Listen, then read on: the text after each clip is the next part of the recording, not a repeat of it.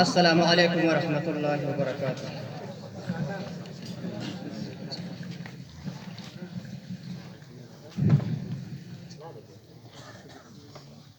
زبا اوس بیا د دې ژړا پسې ژړا وکړما، یو ورځ به راشي چې به تا پورې خندا وکړما.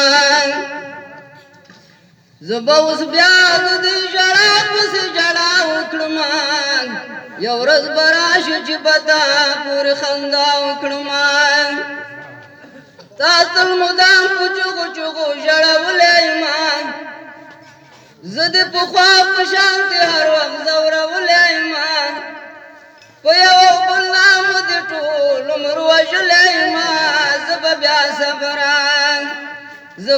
صبر ستا په دې ظلمو تا دا وکړما، یو ورځ به راشي چې به تا پورې خندا وکړما.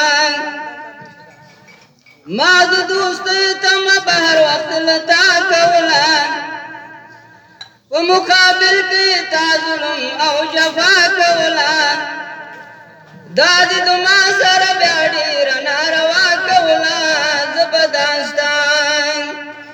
به دا ستا په خوښه بیا کله سلا وکړما، یو ورځ به راشي چې به تا پورې خندا وکړما. زه به اوس بیا د دې ژړا پسې ژړا وکړما، یو ورځ به راشي چې به تا پورې خندا وکړما. ما خو ویل چې زه به د غلوی کافر نشم خلاص، ستا په کومک به د وروز غوندې جابر نشم خلاص.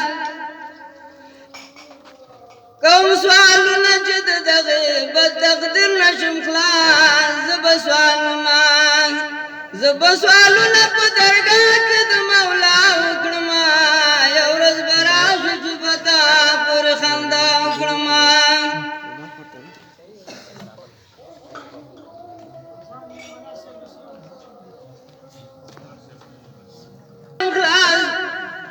ستا په کومک به د وروز غوندې جابر نشم خلاص.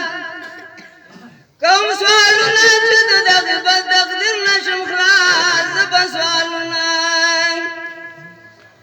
زه به سوالونه په درګاه کې د مولا وکړما، یو ورځ به راشي چې به تا پورې خندا وکړما.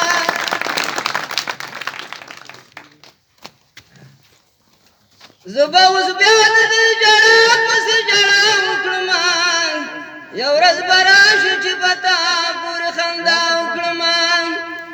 زه د اسلام په نام ستا ملک ته درغلی یما،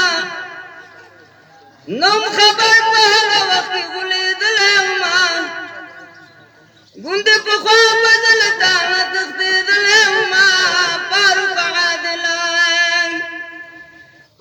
عادل وایي زه به دا رنګې وینا وکړما، یو ورځ به راشي چې به تا پورې خندا وکړما. زه به اوس بیا د دې ژړا پسې ژړا وکړما، یو ورځ به راشي چې به تا پورې خندا وکړما. توجه نه مې وجه.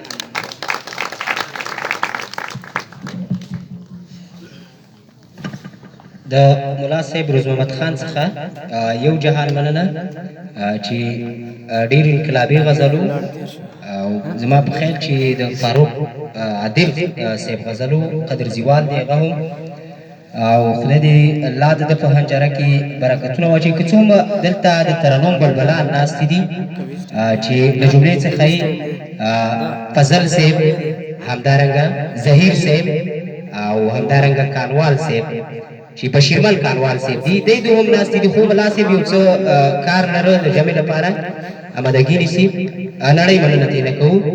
وایي شپه وه لاس کې مې ډیوه نه وه، شپه وه لاس کې مې ډیوه نه وه، ما سره ورانه زمانه نه وه. او ما ورته ځکه ستا تصویر